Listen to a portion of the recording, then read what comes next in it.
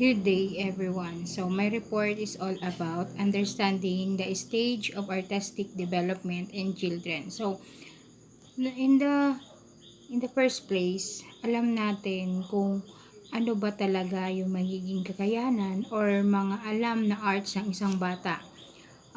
Base sa mga nakikita nila or sa paulit-ulit na sinasabi natin, paulit-ulit na nababanggit ng mga bibig natin, or na-encounter nila habang sila'y bata pa, yun po yung una nilang tutunan or na na ilalagay sa kanilang mga utak. So, bali po meron po tayong meron po tayong stage, wait po. So base po sa aking meron po tayong number 1 is the scribble stage, wherein 2 years old to 4 years old po yung nakapaloob dito. So, sabi dito, this stage involves uncontrolled scribbling, controlled scribbling, naming scribbling, and developing basic motor skills. So, sa 2 to 4 years old po, natutukoy na nila yung sinasabi natin kung anong kulay ba to, anong shape ba to, anong amoy ba to, anong pakiramdam ng ganito. So, in that case, sa 2 to 3, 4 years old, natututo na po sila tungkol sa art. So, yung mga detail po, halimbawa sa 2 years old, children make random marks without any intent. Kumbaga, katulad po ng 2 years old, pahawakin po natin sila lagyan po natin sila ng paint sa kamay. And then when they put on the board or in the paper, parang nakakapag-create po sila ng art. So, sa 3 years old naman po, children start to control their hand movements and repeat the same marks. Kumbaga po, dito po, alam na nila kung paano i-move yung isang bagay upang makakreate sila ng isa pang image. So, 3 to 4 years old po, children begin to assign names to their scribbles, indicating connection between their marks and the world around them. So, for example po dito, parang, naalala nyo po yung, tuturo sa atin na parang dot, dot, dot, yung kung saan may connection po siya na dot. Halimbawa, do you remember something na a butterfly, tas may dot, dot, dot in, tas i-connect natin siya to form it a butterfly. So, in that case po, sa 2 to 3, 4 years to, sa 2 years old to 4 years old, natutukoy na nila yung isang image na kung saan base sa kanilang dot or base sa kanilang ginawang pagsunod sa mark. So, yan po yung sa scribble stage na kung saan 2 to 4 years old po ang nakalagay po dito sa stage na to. So, how to support? So, parang paano natin i-support yung isang batang 2 to 4 years old? Kailangan natin maglagay ng large paper, chunky crayons, and safe purpose exploration. Kasi kailangan po talaga sa age na to, kailangan po nila mag-explore. Kasi dito po, nagiging curious po sila sa mga bagay na kung saan ay nakikita or gusto agad nilang hawakan. So, the next stage is pre-schematic stage na kung saan dito po ay mula sa 4 to 7 years old. So, ang characteristic po dito, children create their first representational attempts. Drawing are often symbolic based on a personal meaning. Kumbaga, sa stage na po na to, parang nakakapag-drawing ang isang bata. Tapos natutukoy nila kung ano na po yung drawing nila. Halimbawa, sa isang 4 years old, nag-drawing sila ng circle. So ngayon, pag tinanong po natin sila, ano yung dinrawing mo? Mababanggit nila yung word na circle. That is a circle. So, sa 4 to 7 years old, kasi nga po, alam na nila kung ano yung mga shapes, mga colors, yung kasi yung basic na parang tinuturo sa atin ng mga parents natin sa sa bahay natin, di ba? Kahit yung mga simpleng mga kapatid natin, yun agad yung sasabihin, what is the color of this, what is the shape of this, where is the light, what's the color of the light, yan. So, symbolic representation po, children draw what they know rather than what they say. Figures often lack proportion and detail. Tapos, yung mga basic shapes po, alam na po ng mga 4 to 7 years old yun. Katulad ng circle, triangle, what is the shape what is the shape of volcano? So, the children will answer, it's a triangle. What is the shape of moon? The children will say, circle. So, dito pa lang po, sa characteristic ng 4 to 7 years old, natututo na po sila maggawa or mag-create ng art base po sa kanilang mga nakikita. Tapos, may mapaliwanag po nila kung ano po ba yung mga drawing na ginagawa nila. So, paano natin i-support yung ganitong age? Encourage children to talk about their drawing. So, parang ganun po. Habang nag-drawing yung mga bata, pwede natin silang tanungin kung ano po yung dinadrawing nila or ano po yung nasa isip nila or ano yung matutukoy nila doon. Di ba may mga ganyan po. Minsan po makakadrawing sila ng simpleng parang circle o simpleng parang curve, tapos nasabihin nila, that's a worm. So, ganun. So, doon pa lang po, alam na natin na doon pa lang, may artistic mind na doon na-develop sa kanila. So, the next one is schematic A stage na kung saan 7 to 9 years old po yung nakabase dito. Children develop a visual schema, a set of rules for drawing. Drawings become more realistic and organized. Kumbaga po, sa 7 to 9 years old, alam na nila po kung saan nila ilalagay yung ganitong drawing. Katulad po ng imagination nyo. Imagine nyo po, nagdrawing ng isang bata ng isang star, ng isang moon. Alam na po ng bata ng 7 to 9 years old kung saan nila ilalagay. So dito po sa schematic stage, 7 to 9 years old po ang nakalagay dito. So dito po alam na ng mga bata na ang sinasabi po dito is children develop a visual schema, a set of rules or drawing. Drawing becomes more realistic, organized. Kung mag-organize means, pag halimbawa po, pinadrawing natin ng isang bata ng moon, alam niya kung saan niya ilalagay na parte ng isang bond paper yung moon. Alam niya na nasa taas ito.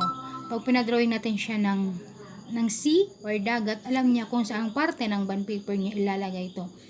So, doon pa lang po, alam na natin na yung 7 to 9 years old is na-develop na po talaga ang kanyang artistic development. So, children start include ground line in their drawings to provide sense of space. So, alam na nila po kung paano yung paglalagay ng space ng moon to the ocean. So, the next is repetition of symbol. Use the same symbols to represent object and people constantly. So, yung katulad po ng mga bird, alam nyo na kung paano yung ilagay, kung saan ilalagay, paggawa ng trees. Kasi doon pa lang po, yung imagination ng mga bata, alam na nila kung saan parte ng bond paper nila, pwedeng ilagay yun kung saan magiging maganda yung posisyon ng isang object. So, paano nga po natin i-support yung ganitong age?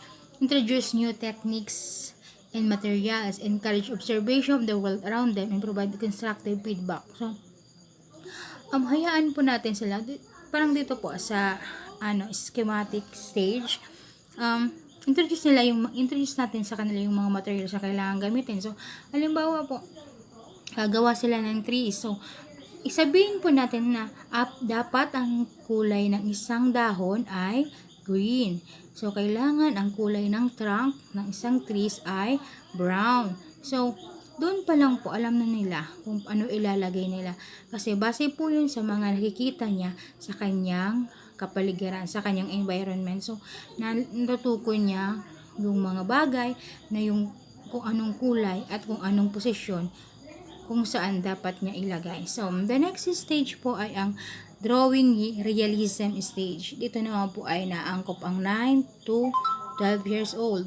Ang characteristic po na drawing become increasingly realistic with attention to proportion, detail, and perspective.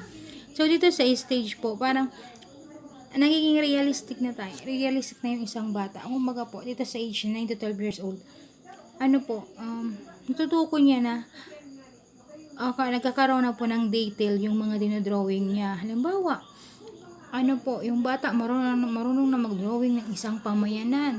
Yung bata marunong na mag-drawing ng isang platong pagkain. Alam niya na po kung anong nasa loob ng plato. Pwedeng nagkaroon ng nutrition month, nailagay niya dun yung grow, go and food, parang ganun po.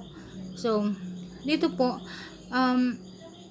parang children strive to create drawings that look like the real world. Parang, yung mangga, nagagawa niya ng tama. So, sa stage pong ito, sa 9 to 12 years old or drawing realism stage, parang dito po, parang begin to understand, apply basic perspective techniques. Kumbaga, dito po sa stage na to, may mga detalye na or naintindihan natin yung mga detalye ng bawat drawing nila. Katulad, imagine po, isang 9 to 12 years old, kaya niya na po ditong maggawa ng isang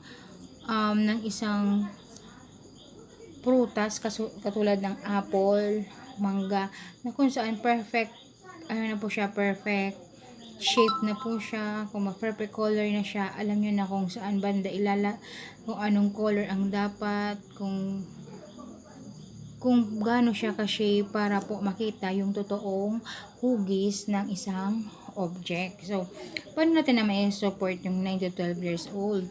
Offer opportunities to learn about art, history, and different artistic style. Provide more advanced materials. And last po na stage is realistic stage. So, dito po napaloob yung 12 years old above. So, dito po sinasabing reflect a more adult approach to art, experimentation, self-criticism, and a deeper understanding of artistic principles. So, dito po sa stage na to, parang isang adult na po siya na nakakapagbigay na po ng magandang image, ng magandang object, or sa drawing niya po, parang pwede na pong pang poster making, nagkakaroon na po siya ng mga details kung tungkol saan yung kanyang drawing. So, parang nai-develop na po yung critical thinking, become more critical of their work and strive for a creator accuracy and realism. So, base sa drawing niya po, parang ando na po yung reality or nakikita na natin katulad ng mga nangyayari sa mundo. Parang doon nakakagawa na tayo or natutukoy na natin kung ano yung gustong ipahiwatig ng isang drawing or isang art. So, paano natin i-support to? So, provide advanced art classes, workshops, mentorship opportunity, encourage them to develop a unique artistic voice. So, marami pong mga schools na ngayon na nag-offer tungkol sa mga poster making, sa mga katulad po ng art, sa BKE, di ba po? So, pwede tayong matutunan mag-drawing, i-develop yung mga talent na meron po tayo. Yun po yung mga stage na kung saan nakapaloob po sa development ng isang bata. Ang pinakauna po ay scribble stage, 2 to 4 years old po ang doon. So, next one is schematic stage, drawing realism stage, side realistic stage. So, paano natin i-support ang artistic development? So, kailangan natin mag-provide ng variety of materials, encourage experimentation, focus on the process, offer positive reinforcement, create a supportive environment, visit art, museum, and galleries. And the last one, incorporate an art into everyday life. So, yun na nga po, makakapag-drawing po tayo base po sa mga experience at mga nakikita natin sa kapaligiran. So, katulad po dito sa Bicol, local consideration in Bicol, Philippines, culture, arts of form. So, sa mga arts po, alam na po natin na number 1 sa Bicol is handicraft, na kung saan ito po yung arts na ay pagmamalaki ng isang Bicolano. So, local materials na katulad po ng bamboo, coconut shells, abaca fires, and art projects. So, pagbase po sa pagiging artistic natin, nakakatulong din po tayo sa ating community na bibigyan natin ng halaga na kung saan may mga bagay sa ating probinsya na kailangan ipahalagahan, na kailangan tangkilikin kasi makakatulong po ito sa ating community. So, that's all po. Thank you. So, I hope na naintindihan nyo po kung paano natin i-understand ang different stage sa pagpapalaki or sa pagdevelop ng artistic imagination ng isang bata. That's all po. Thank you.